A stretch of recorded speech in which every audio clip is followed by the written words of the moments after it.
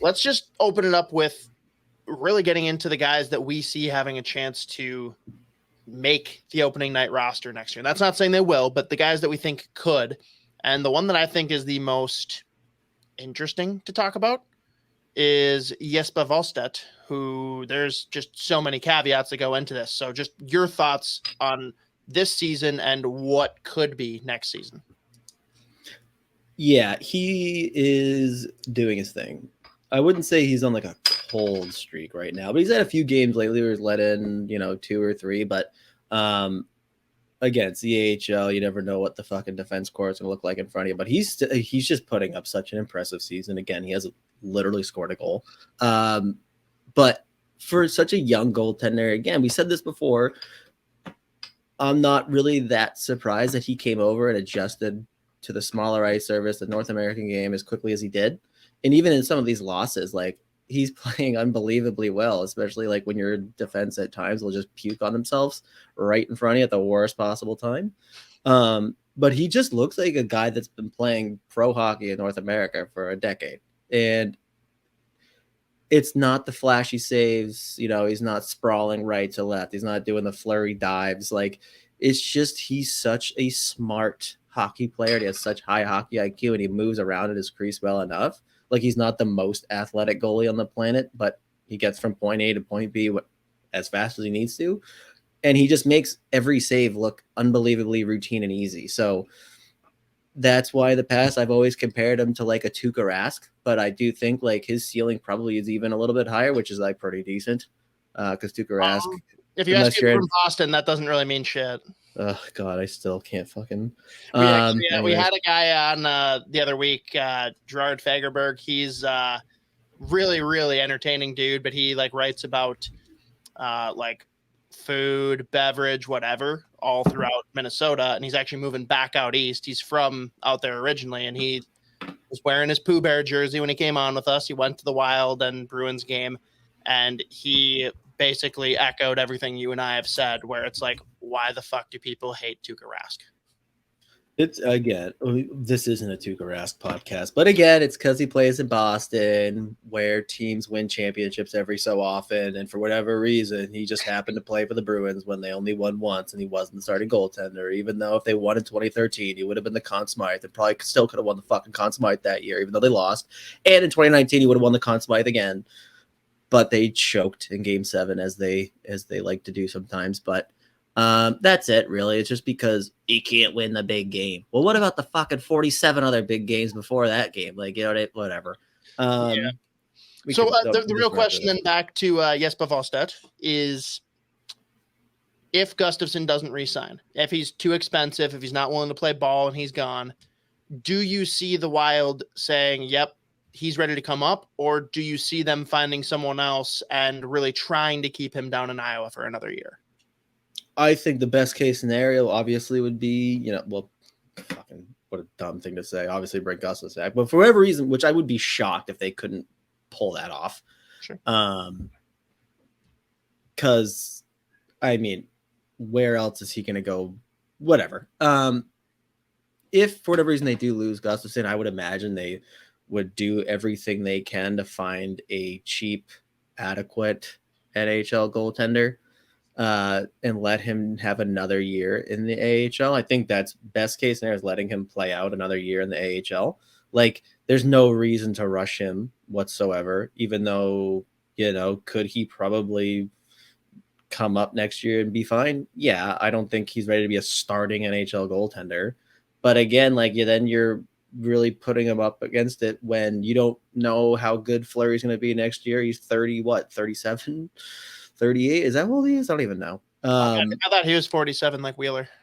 Yeah, he is. So I think that's just a really shitty spot to put him in. So I'm sure they're going to do, first of all, everything in their power, obviously, to re-sign Gustavsson. And if it doesn't happen, I would imagine they try to find,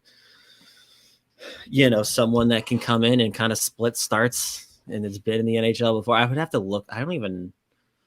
It's such a weird free agency summer. And I don't really know how many goaltenders are really out there. Like, one thing I would wonder about, and it would be, I don't think it would be a good idea, but I want to know what the Coyotes are doing with Vejmelka, I think he's got 1 year left, 2 years left, 1 or 2. I think he's making like 2 something. He's not making a lot, right? But he's been somehow been real good.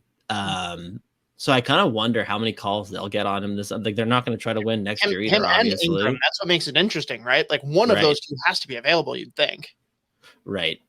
So I mean, and even then, like if you're gonna just using the Vejmelka example, like again, I cannot emphasize enough. I do not think the Wild are going to do this. I don't think that they should really, but like somewhat, because realistically, with what he's going to cost, because he will cost a lot if he does move. Like he's going to get at least one first. Well, okay, they're going to ask for a first round pick for how good he's been. And at that point, if you're doing that, you're not just trading for Vejmelka because you want to buy a year for Walt. Like you're investing in that, right? So at that point, you're saying, okay, because Gustafsson's gone, then our tandem for the future would be Wallstedt Vejmelka, which I cannot emphasize enough. I do not think the Wild are going to do this. They should do this. I do not. I'm just using this example.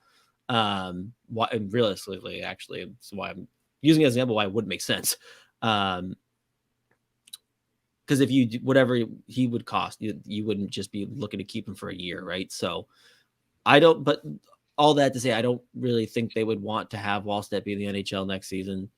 Again, I don't think he's ready to be an NHL like regular goaltender, even though he's been so good. I think he could be like serviceable, but I think he's best served playing as the starter in Iowa again next season, continuing to get used to the North American game, play down there, and like also play behind a defense that some nights they're real good, other nights they're just absolutely brutal.